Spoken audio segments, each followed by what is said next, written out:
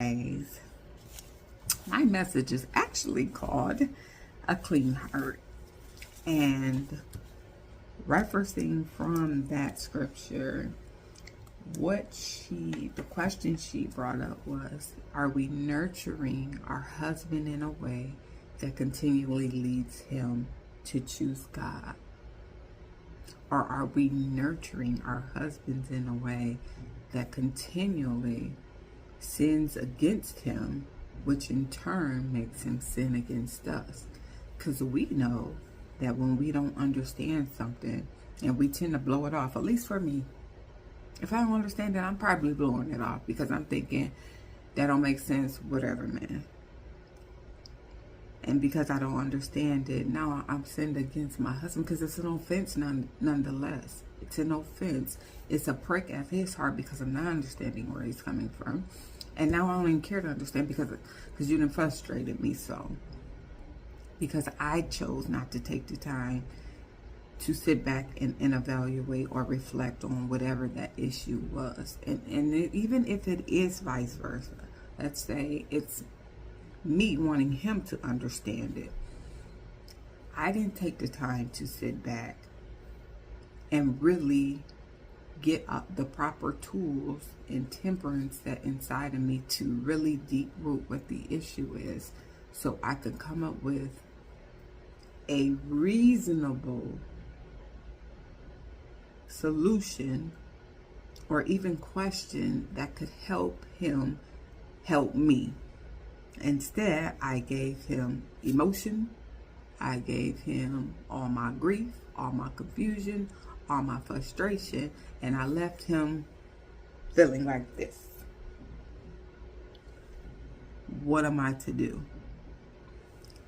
And that is just not healthy, nor is it good, nor does it help anything.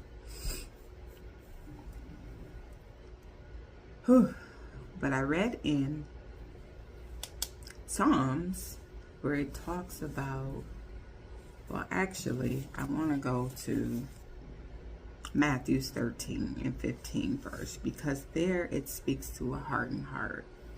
And what happens over time is our heart will begin to harden because we cannot understand each other in this thing called marriage. Because all he hears is rah, rah, rah, because all we're giving is emotion, no real logic to what we're saying. We just feel this way and you need to understand how we feel. And he's giving us logic, and we can't depict that because there's no feeling in that. And so we're missing each other at every angle. But what it's causing is a hardness of the heart over time, and eventually this is what happens. So in Matthew 15 it says, Matthew 13 and 15, for the hearts of these people are hardened, and their and their ears cannot hear, and they have closed their eyes. That's what's happened in your marriage. Because over time, now your heart is just like, forget it. I done said this thing a million times. I done said it soft. I done said it hard. I done said it in all the ways I know to say it. You just ain't listening. You just don't care. You just don't love me. You just don't respect me. You just don't want to hear what I have to say. And we run with that. And now not only is our heart shut, but our ears are shut. And our eyes are closed. So there's no way for anything to come in now. And you're left in a predicament where it's going to just cause, instead of this, it's causing this.